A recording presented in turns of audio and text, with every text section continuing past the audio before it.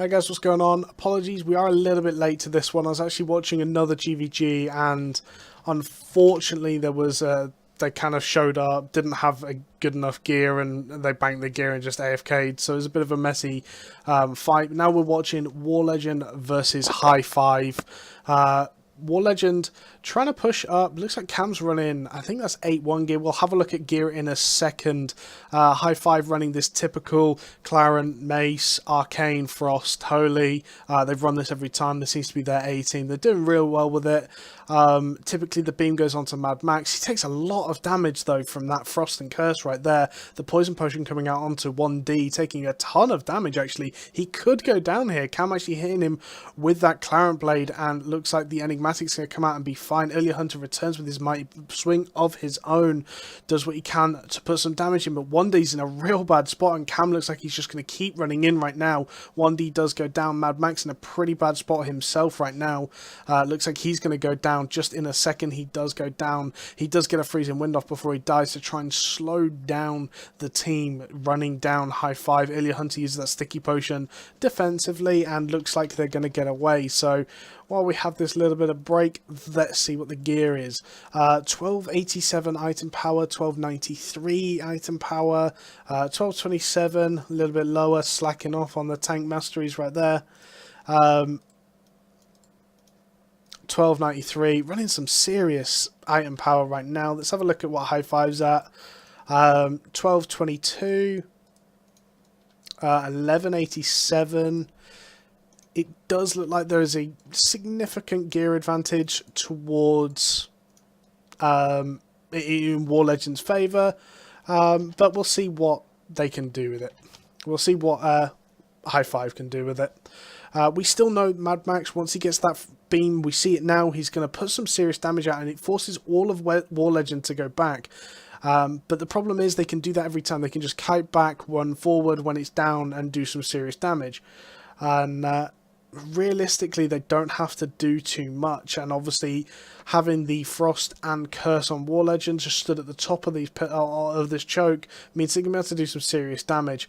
Gets that Frost Bomb freezing wind Frost Bomb combination onto Wholefire, takes a little bit of damage actually.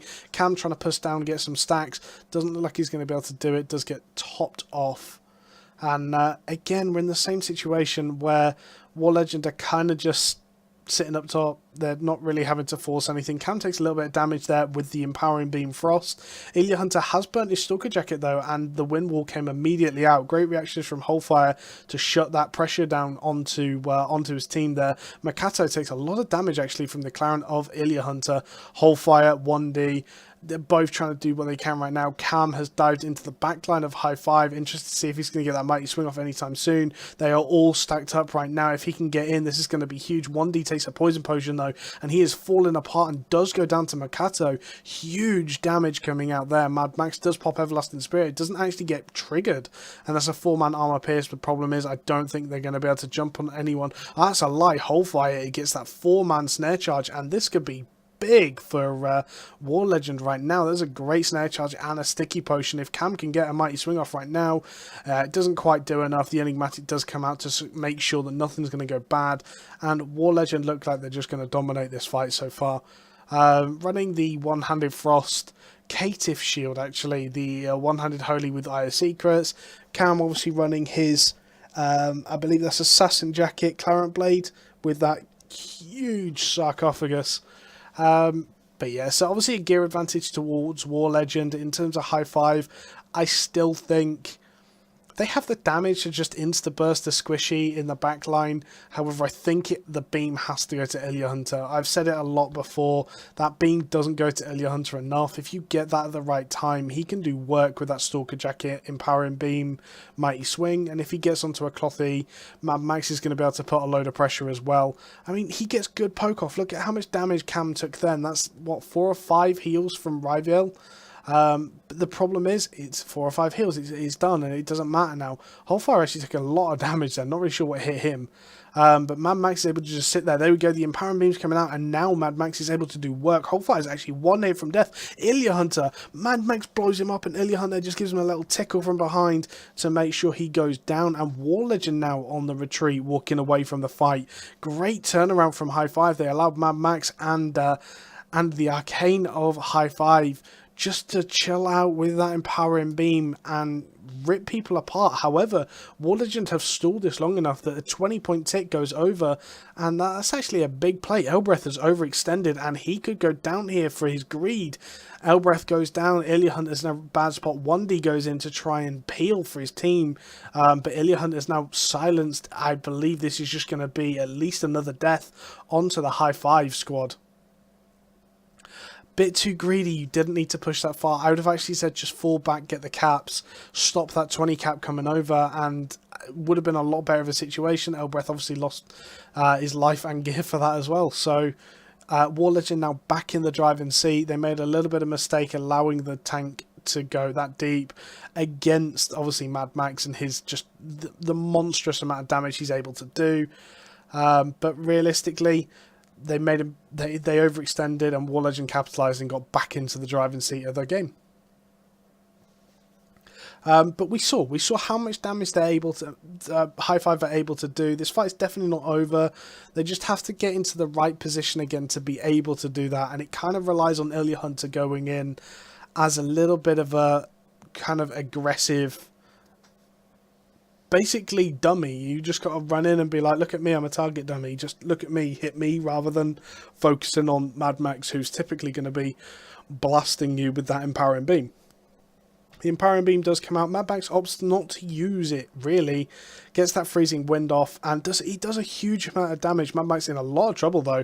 That's the Poison Potion coming out as well, I believe. But there's a Sticky Potion, Demonic, Enigmatic coming on to Mad Max, but he's not stacking with his team. And Cam, if he gets a Mighty Swing off now, that's just going to end that team. 1D's in a lot of trouble. Ilya Hunter taking a load of damage. Actually gets that Mighty Swing off, hits a load of people, does a lot of damage. And Hi5 are on the trouble. Cam manages to return with his Mighty Swing, again hitting a couple of people. 1D's in so much trouble. The target of focus for Warlegend here is this full plate tank. But looks like it's obviously doing well for them. He does go down. Ilya Hunter's in a lot of trouble. That Freezing Wind does get off. The Wind Wall actually locking off Ilya Hunter, and Ilya Hunter is so close to dead right now. That Sacred Pulse onto Cam to make sure he's safe doesn't quite land. Mad Max, he's going to try and turn this, and Cam's in a real bad spot.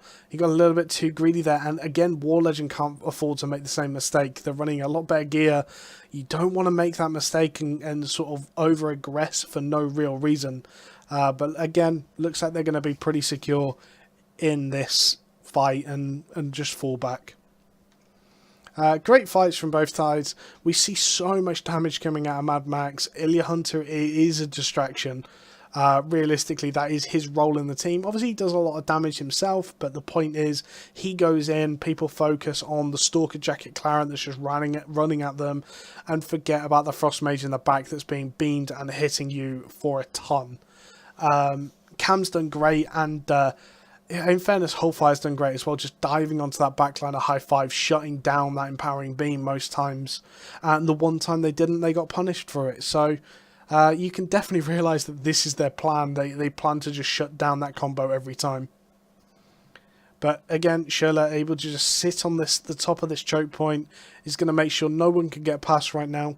And yeah, Cam actually interrupting Mad Max's cap attempt.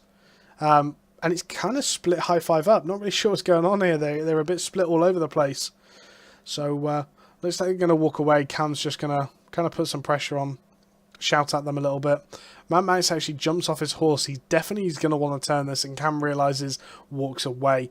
The amount of damage that that Frost hits for is kind of crazy, but another 10 points. Oh wow, the ninja cap last second for Hi5 means that there's the 10 cap actually goes in their advantage, and only 106 more points on War Legend to burn through. Makato now recapping middle. That was the point that I believe was actually ninja stolen, and Mad Max actually doing so much damage onto Cam here, in a lot of trouble. Unless they can just shut this down right now, then Mad Max is going to run through free, and War Legend now have to try and recover. Ilya Hunter has already gone in. Wholefire actually purging the Stalker Jacket off. That's great play there. But Wholefire is in a lot of trouble. Does use his defensives to make sure he's staying alive. But Mad Max is burning through him with that Empowering Beam. One more and he could go down. He does go down. Again, War Legend just getting too greedy. Not worrying about that enigmatic Empowering Beam. And you just have to focus on it. Makato's in a real bad spot now. He could go down. The Everlasting Spirit does go out, and 1D realizes that he's overextended again. That's the that's everything being burnt onto him. The Holy Beam coming out on Elbreth, the Holy Explosions as well, just to try and top up. And Hi5 need to get a point capped fast because they're losing points rapidly. And Mad Max literally has no mana to do anything with that Empowering Beam right now. 1D does go flying in, but now Wholefire is back with full health, with full gear and cooldowns. He's going to be jumping in, jumps straight in with that snare charge, gets the silence off before the Holy Explosions comes out. And Cam is just sitting in the middle right now, able to do so much work. The Sacred Pulse comes out, and Hi5 are in a lot of trouble. They're just going to keep falling back. Ilya Hunter actually still a little bit overextended, allowing Cam to build these stacks up. The Sticky Potion comes down. It is a defensive Sticky Potion from Hi5, but it leaves Parmalat and 1D in a lot of trouble right now. Parmalat looks like he's going to go down, and 1D is surely to follow. Elbreth actually stopping to mount then, pretty BM, but looks like he's going to get away. 1D's in a lot of trouble, does get the snare charge, and Cam does hit him for a massive amount with that armor-pierced mighty swing, and I think this fight is all but done. Great fight from both. I mean, in terms of the gear advantage, War Legend obviously had the gear advantage. Hi5 did really well to trade a couple of kills back. Obviously, locking them kills down was really well. War Legend kind of just didn't respect that Empowering Beam Frost combo. But yeah, so thanks for watching, guys, and catch you later. Goodbye.